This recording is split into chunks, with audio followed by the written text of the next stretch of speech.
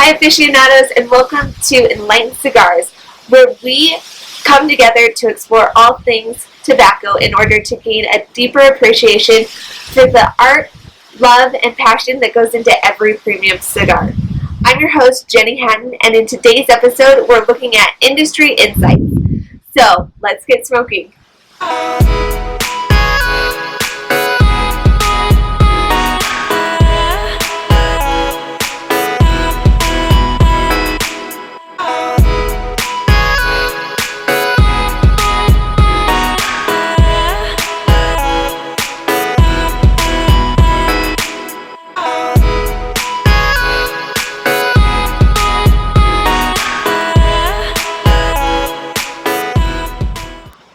So before we get started today, I want to do some Twitter and Instagram appreciation.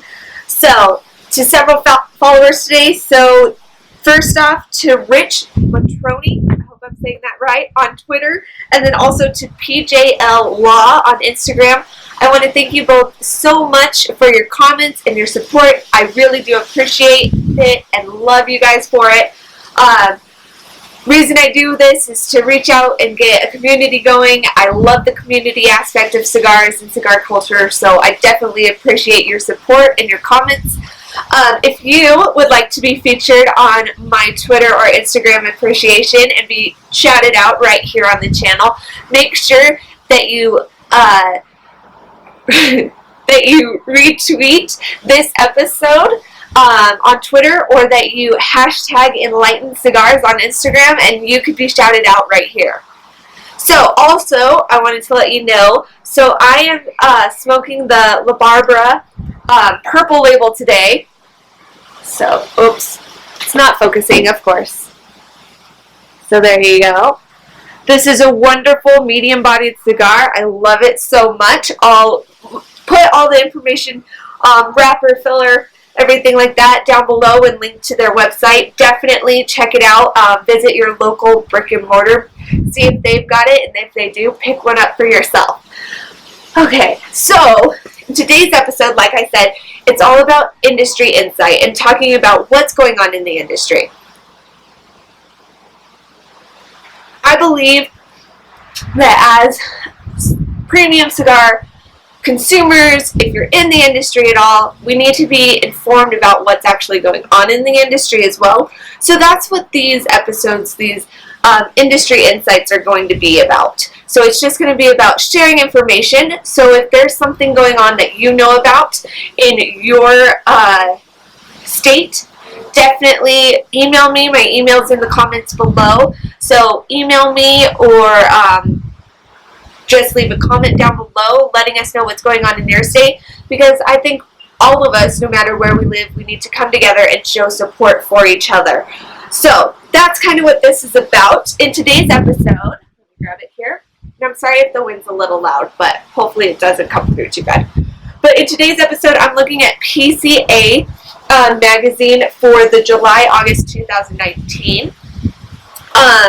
There was some good articles in here. What I'm looking at today is their news and notes section. They have several little quick snippets. It's on page 10 through 13, so if you have your own copy, definitely check it out and read the information for yourself. Great little snippets of information for you there. Just so you know, in case you haven't heard yet, IPCPR, which is the International Premium Cigar and Pipe Retailers Association, sorry, I had to make sure I got that all right, is rebranding, and it is now PCA, which is Premium Cigar Association.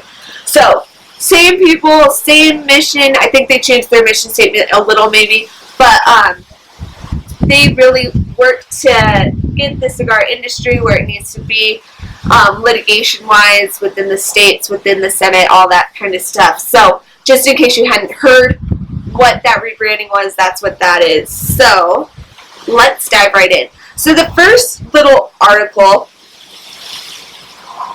I wanted to talk about is the FDA's new policies on flavored cigars.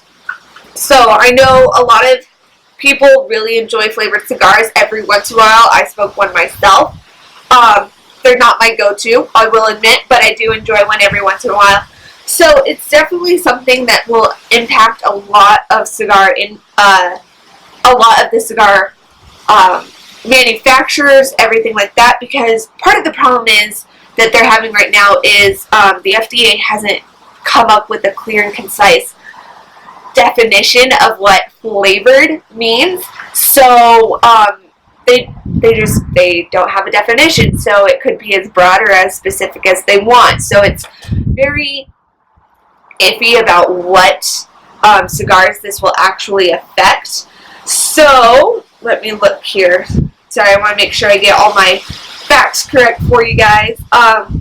So it looks like they're looking at, first off, it would prohibit the sale of flavored cigars, and that's just prohibit the sales of flavored cigars that were marketed after August 8th, 2016. So if a flavored cigar reached the market after August 8th of 2016, it will no longer be allowed to be sold at all. That's it. So, initially, grandfathered products, which are products that hit the market before February 15th of 2017, will be fine. But what the FDA is really hoping to do is eventually eliminate and illegalize all sales of all flavored tobacco products. So that goes for premium cigars, machine rolled cigars, cigarettes, vape products, all that stuff. So what a lot of this goes back to is the FDA is really trying to cut back on child tobacco consumption. And when I say child, I mean anyone under the age of 18. As many of you are probably well aware, in the premium cigar industry, I don't know of any retailers that are like, hey, it's okay, you're under 18. No, everybody in the premium cigar industry knows and respects like the 18 and over rule, and now in some states the 21 and over rule, and I'll get to that. That's my next little news information for you next. So it's one of those things, like, it's really targeted towards the vape products and the flavored cigarettes, but premium cigars have gotten lumped into that grouping right now just because there is a good definition of premium cigar versus cigarette. I mean, there is a good definition, it's just not in the litigation yet. It's not in laws and in that sort of thing yet. So it's one of those things that premium cigars, the PCA and the Cigars Rights of America are working together to really stop and make sure that premium cigars, which are geared towards adults as a premium luxury product, are not included in these new laws and regulations. So definitely be aware of that. Be on the lookout for that. It's still kind of up in the air what's really going on there with the flavored cigars, but you definitely, if you are a flavored cigar fan, or even if you're not, definitely keep your eye out on that one, because just because they go after flavored cigars doesn't mean that won't go after natural cigars next. So you definitely want to make sure, keep your eyes aware for that. And if anything comes up in your local or state governments, make sure you're writing to your representatives to say that you're against these things. Not saying you're against the age laws or anything like that, but you're against the regulation of premium cigar products. Because we don't market to kids. That's not where we want to market, and that's not what our market is focused on. So we want to make sure that they realize that and understand that. Okay, so going along those lines then, the next little article I wanted to talk about is the status of 18 to 21 age increase litigation. So recently there's been a lot of states, I'm going to read the list here in a second, and just directly quote the article for you guys. There's been a lot of changes that you're no longer allowed to be 18 to buy tobacco products, and you have to be 21. So this may affect people in states that still allow tobacco to be purchased at age 18, because I know several online retailers, to kind of make sure they're safe and they don't get in trouble, have just increased their age to sell to 21 because they don't know just because you say you're in Colorado and it's delivered in Colorado, you can be 18, but they're just blanketing 21 all across the board to make sure that they're safe. Can't really blame them for that. I mean, they're just trying to make sure that their business stays alive and doesn't get into trouble with any litigations or anything like that, so I can't blame them at all. So even if you're in a state that allows tobacco sales at 18, you might be affected by this anyways if you buy cigars online. So just to be aware of that. Currently, the states that have the 21 age restriction are Arkansas, Delaware, Illinois, Utah, Washington, Maryland, Vermont, and Virginia. Oh, I'm sorry. Okay. Rewind. Currently, Hawaii, California, New Jersey, Oregon, Maine, and Massachusetts have tobacco age restrictions of 21 in place. Arkansas, Delaware, Illinois, Utah, Washington, Maryland, Vermont, and Virginia will become 21 or older throughout 2019 through 2021. And then Texas and New York have also passed age restriction laws as well. So a lot of states are going that way and trying to get litigation passed that only allow tobacco sales at age 21. So I definitely encourage you. I will leave information down below and link it to the PCA website if I can for you guys to get in contact with your local representative. Can't say that word right now. Representative about these laws and restrictions, and just let them know why you're against it, or if you're for it, why you're for it, and just make sure you're getting your voice out there. So either way, whichever side you're on, 18 or older or 21 or older, I don't care. That's your personal preference. But if something's changing in your state, you need to be aware of it and you need to be active about it in this industry if you want to be active in this industry. So definitely reach out and make sure you're being heard as well. And then I also wanted to talk about, there was an article from the PCA on their website, so I'll try and link that down below as well. It was an article in their email newsletter that I get every once in a while, and it was an article by Representative Rubio. And so, sorry, I'm trying to think. It was a very interesting article that he spoke about just how the changes and that the FDA is trying to put into place are going to affect the cigar industry, and specifically Florida and Ybor City specifically. Ybor City used to have tons and tons of cigar manufacturers, and now it's basically down to J.C. Newman is down there.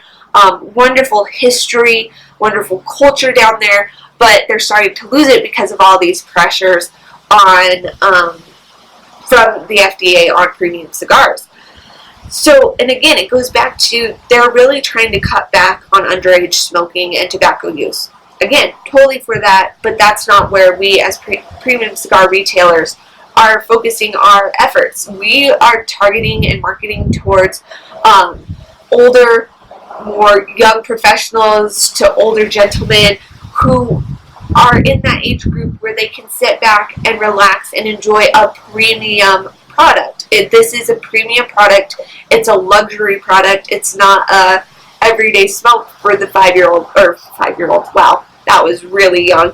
Let's go with 13-year-old kid who's trying to find a cigarette, or 15-year-old who's trying to find a cigarette because they think it looks cool.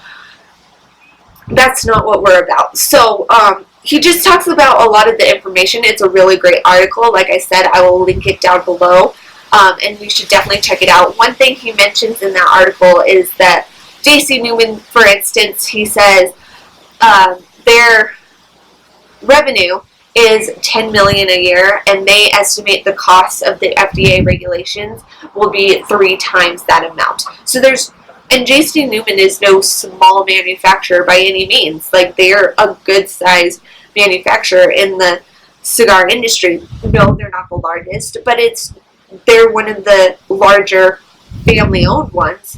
And if they're going to struggle to make that FDA regulations work monetarily for them, what do you think is going to happen to the smaller and especially the boutique brands that are out there that a lot of us enjoy? But if they can't afford to get past the FDA regulations and go through all the testing, it's going to be really hard. So it's definitely something we need to be aware of. Definitely, like I said, reach out to your representatives. Make sure that they know which side you're on and that you are for or against this, and make sure to share this information with your friends and other premium cigar smokers, because this is something everyone needs to be aware of, because right now it can have a really big impact on our industry, and I'd like to see this industry around for a lot longer than a few years if this goes through. So definitely stay in tune for that information. So that's all I have for you guys today. I want to thank you for joining me. If you have any information about local, state, or national information that you want to share, or you maybe think would be good information for everyone, definitely leave it in the comments below. I would love to see what's going on in your state. I kind of know what's going on in Colorado because that's where I live, that's where my business is, but I will admit in other states I don't know as much because I'm not there. The litigation doesn't affect me as much, so I just am not as aware of it. So definitely I want to be able to support you guys no matter where you are, so leave a comment below if you know of some litigation that's going on that affects you and your local cigar retailer. As always, thank you guys so much. Give this video a thumbs up if you liked it, and make sure to subscribe below. I come out with new videos every Sunday, so definitely join me and we go through cigar experiences where I taste and let you know some information about cigars and all sorts of fun stuff. So make sure to like and subscribe, guys. Thanks, and smoke enlightened.